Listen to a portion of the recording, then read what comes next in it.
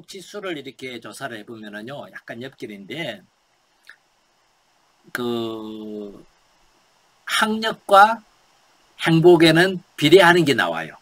예, 그 조사에. 그게 뭘 의미하느냐 하면은, 아무래도 생각할 수 있는 거, 생각하는 능력, 또 생각하는 어떤 그 방법, 생각하는 방향, 이런 것들을 좀 더 이렇게 많이 이렇게 훈련될수록 행복에 대해서도 그럴 확률이 높아지는 거예요. 그래서 보통은 보면은 학력이 높을수록 행복 지수가 올라간다는 그런 연구들을 이렇게 내놓고 있습니다. 그래서 꼭 학교에서 뭐 학위를 따고 이게 중요한 게 아니라 요즘은요, 독학으로 할 수 있는 공부가 정말 많아요. 그래서 이런 공부들을 자꾸 한다는 것은 뭔가 지식을 자꾸 축적한다는 개념보다 생각할 수 있는 능력을, 뭔가 어떤 사물이나 사건이나 상황을 바라볼 수 있는 그런 안목이나 이해할 수 있는 그런 힘을 더 키워가는 거예요, 사실은.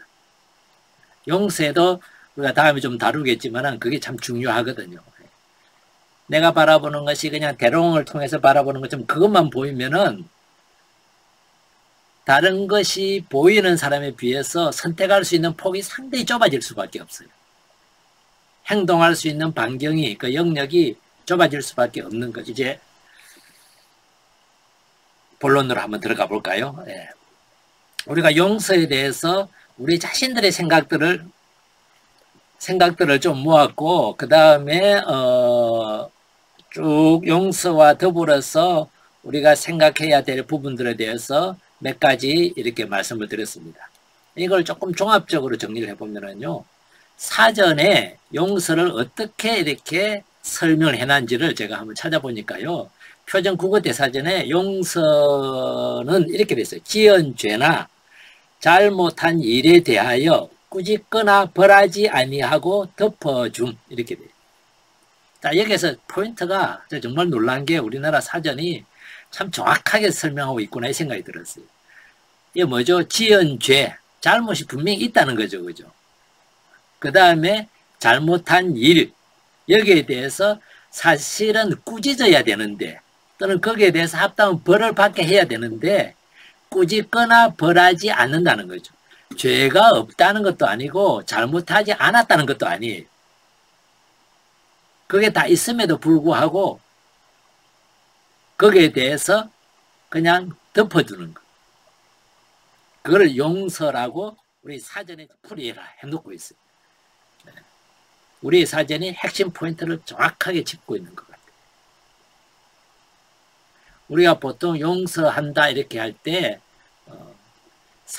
저 사람의 한 존재에 대해서 얘기할 때가 있죠. 널 용서할게 이게 아니라 뭘 용서한다면은 그 사람이 나에게 지은 죄, 나에게 잘못한 것, 그것이 내 안에서 일으키는 영향들이잖아요.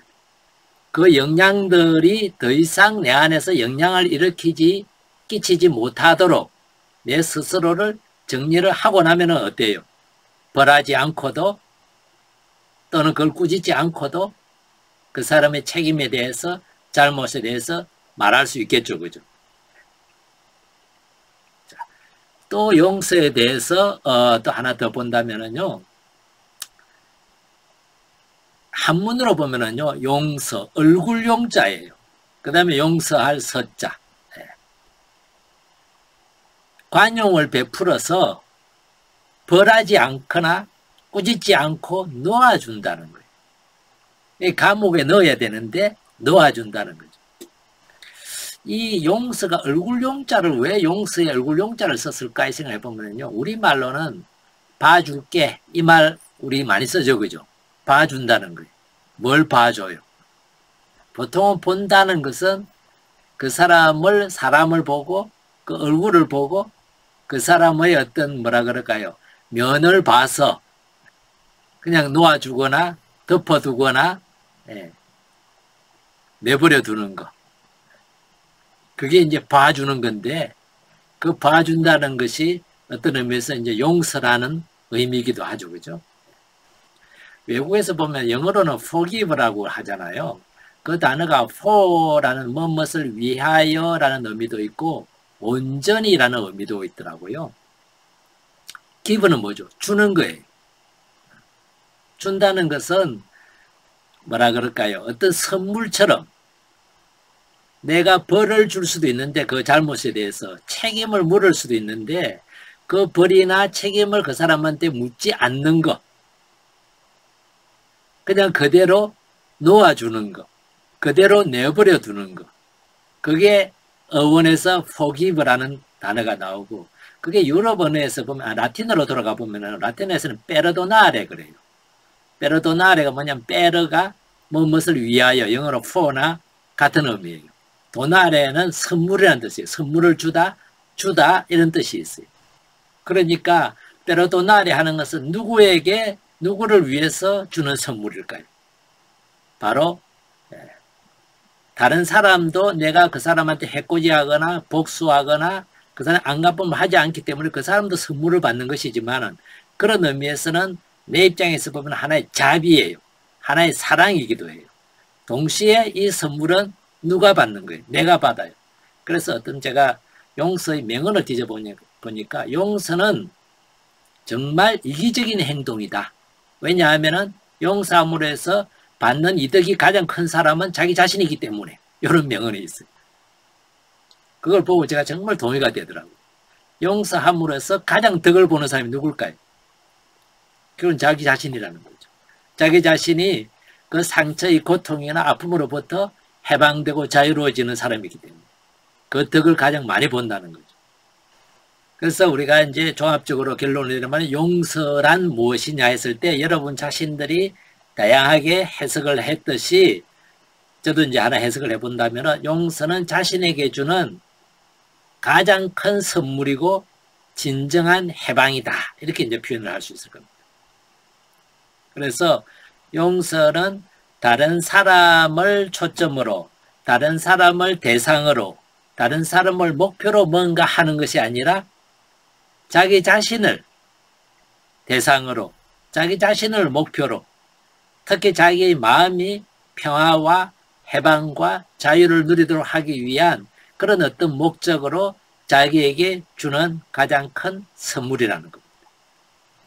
우리가 이런 관점에서 용서를 이해한다면은 용서는 내가 결국은 해야 될, 결국은 도달해야 될 그런 어떤 여정의 한 부분이 될 거예요. 그래서 우리가 용서 여정을 걸을 때는 하나의 단계를 걸어서 분노의 단계, 이 분노를 어떻게 내가 잘 관리하고 처리하느냐, 그 다음에 그 분노로 인해서 일어난 내가 받게 된 상처, 그 아픔, 이것을 어떻게 치유를 하고 이 치유하는 과정을 한 걸음씩 걸으면서 궁극적으로는 온전하게 본래의 살이 다시 돋아날 수 있도록 본래의 그 아픔이 완전히 사라지고 본래의 그 마음의 평화가 그 내 안에 있는 뭐라 그럴까요? 그 해방감을 이렇게 누릴 수 있게끔 할 것인가 하는 것은 결국 용서로서 완성되고 용서가 상처 치유의 종착점이라고 이렇게 이제 말할 수 있는 것이죠. 그죠? 이런 여정을 우리가 지난달부터 시작해가지고 지금까지 쭉 걸어서 이번 5월 마지막까지 용서 여정을 이렇게 한번 걸어보겠습니다.